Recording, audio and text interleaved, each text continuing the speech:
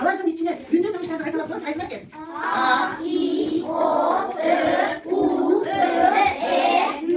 Эми үнсүз дыбыштар, үндү дыбыштардын ичинен биз бөлүнөт, буга чейин өтүп келген сайын жигит чыга беребиз. Эми бүгүнкү балдар биздин өтүп турган темабыз кайсы дыбыш экен? Х дыбышы.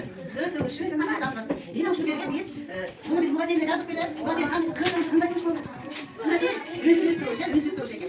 Х менен башталган сөздөрдү айтабыз, чоңойтуп айтабыз. Хамелеон. Дагы Хоккей. хоккей, дагы ким айтат?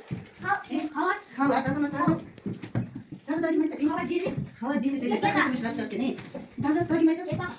Ал орусча бирок Х дыбышы кайдан чыгат? Ортосунан чыгат. Эми азыр балдар. Экиден баштап иштей калабыз балдар. Х дыбышы. Могу жерде Х дыбышы аты күнүн жаза калабыз. Экиден иштей калабыз. Көрдүңөрбү? Силер азыр айтпадыңарбы? Биз жазганды билесиз балдар, Монун ичинде биринчиден эмне турат?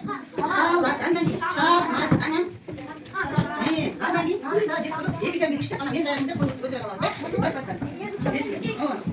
Кушка менен иштей калабыз. Кушка менен иштей калып экиден. Экиден бирге бакпаттан. Ушка,